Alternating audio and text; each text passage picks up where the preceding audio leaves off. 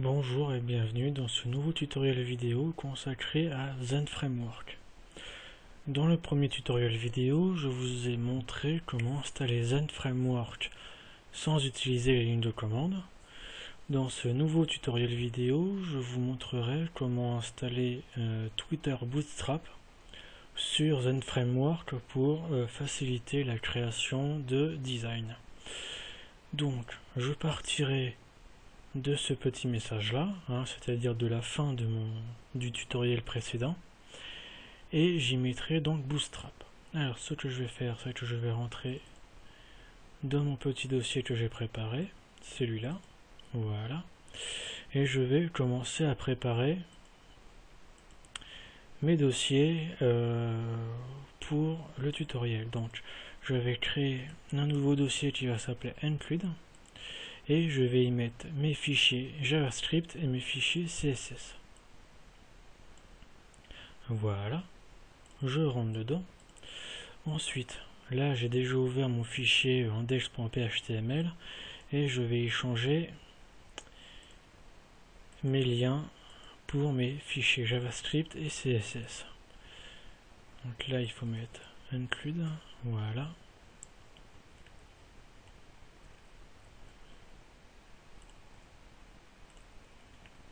Voilà, et normalement déjà ça c'est fait.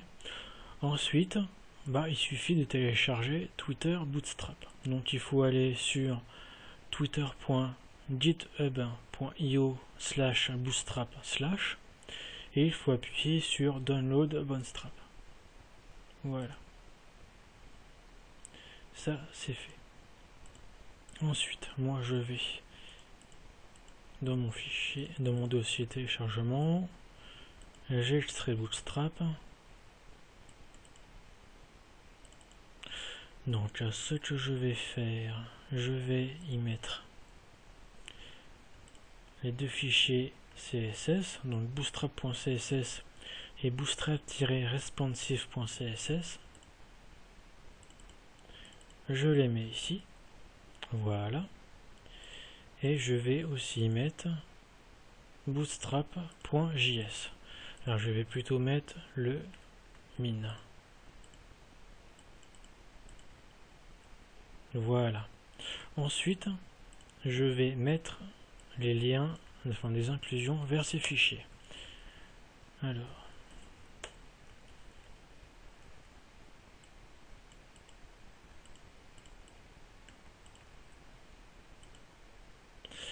pour le Bootstrap, voilà.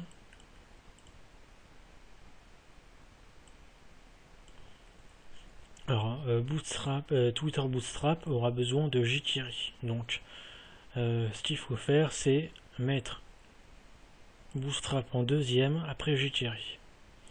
Et ensuite, je m'occupe des CSS, c'est-à-dire Bootstrap, voilà, et Bootstrap Responsive. À partir de là, c'est installé. Donc je regarde, et là, ça a marché. Donc à partir de maintenant, je vais modifier mon fichier index.html et je vais virer ceci. On a montré que ZenFramework marchait très bien, je n'ai plus besoin de mettre ce message là. Et maintenant je vais commencer par mettre une div avec une classe qui s'intitule row. Donc row, c'est une classe qui permet de mettre de faire une ligne dans sur votre page. C'est-à-dire que par exemple, imaginons vous avez votre header, votre partie contenu et votre footer, et il suffira de mettre 3 balises div avec cette classe là. Donc row, c'est pour quand la page est fixe, par exemple 800 pixels de large et que ça. Et il y a une autre classe qui s'appelle row-fluid, qui elle est le c'est le penchant responsive de row. C'est-à-dire que au lieu que ça soit 800 pixels, ça sera 100% par rapport à la largeur de votre page. Donc je vais plutôt mettre celle-là. Alors comme je vais mettre un header, une partie contenu et un footer, je vais le mettre 3 fois. Voilà. Ensuite, dans la première partie, vu que ça sera le header, je vais mettre une div avec une classe qui s'appelle page header. Voilà. Je ferme la div. Et à l'intérieur, je vais mettre un H1 avec mon titre. Donc je vais mettre deuxième tutoriel Zend Framework.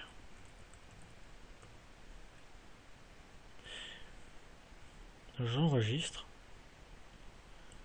et je regarde ce que ça me donne.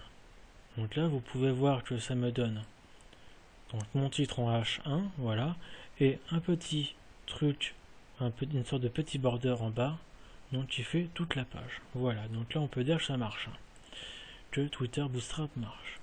Maintenant je vais m'occuper de la partie contenu.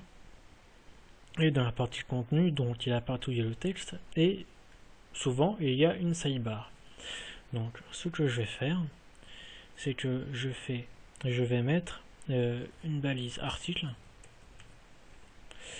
avec une classe qui va être span. Voilà.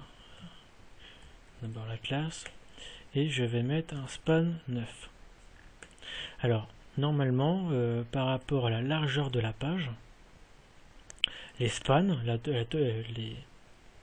la somme des numéros doit être égale à 12. C'est-à-dire que là, par exemple, j'utilise un span 9, la sidebar devra être un span 3. Et si vous mettez par exemple un span 6, vous devez mettre un deuxième span 6. Ou alors, voilà, il faut que ça soit égal à 12.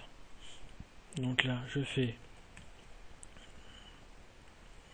une balise article avec un titre, donc H1, où je mets premier titre.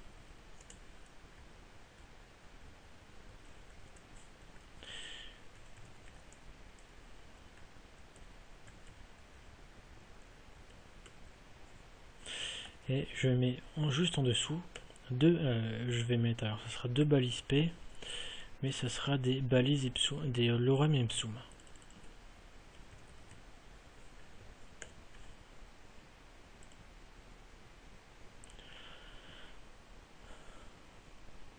Donc je vais mettre, en tout je vais mettre deux paragraphes différentes. Allez,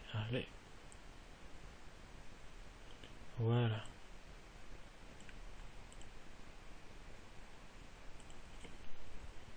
Donc le premier paragraphe c'est bon. Et je mets juste ici le deuxième paragraphe. Voilà. Donc j'ai mis l'article avec le H1 et les P. Et juste à côté, je vais mettre une balise div avec une classe span 3 pour faire la totalité de la largeur du navigateur. Donc span 3, je vais mettre un H1 et une balise P. Et je ferme cette balise div. Voilà. Et je vais mettre un petit lorem ipsum. Voilà, je vais mettre ce petit lorem ipsum au niveau de mon P. Voilà. Ça c'est bon. Et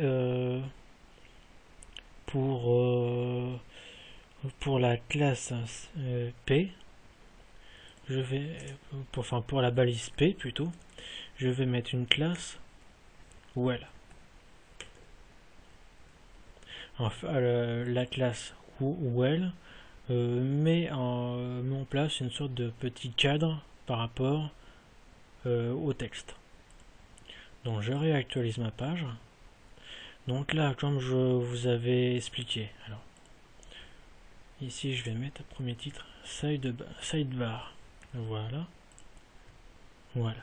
Donc ici, donc vous avez le titre de mon span 9, de mon article, et les deux balises B, les deux balises P de l'article. Et ensuite à droite, ici, vous avez ma sidebar, le titre de la sidebar, et vous avez ici donc le paragraphe de la sidebar avec le cadre juste à côté. Alors ce que je vais faire, c'est que je vais supprimer mon reset à CSS de mon tutoriel précédent parce qu'il enlève beaucoup de choses et je regarde juste ce que ça donne. En fait, ça change rien du tout. Donc, je vais le remettre. Je pensais que ça allait changer quelque chose, mais non. Voilà. Donc, là, je regarde ce que ça donne. Vous pouvez voir que le design est vraiment responsive, c'est-à-dire qu'il se met en place selon la largeur de mon navigateur. Donc pour le moment, ça marche très bien. Je vais finir par mettre 3 zones pour les footers. Alors ce que je vais faire, je vais d'abord commencer par pas faire le premier, et je ferai des copier-coller pour les deux autres. Donc je fais un div avec une classe well pour le petit cadre comme pour ma sidebar, et je vais mettre footer 1 et je termine et je ferme ma div. Donc, et je vais mettre aussi un span 4 pour que ça fasse vraiment 3 parties équivalentes, hein, parce que si j'en fais 3 ça fera bien 12 et je pourrais vraiment mettre 3 parties footer.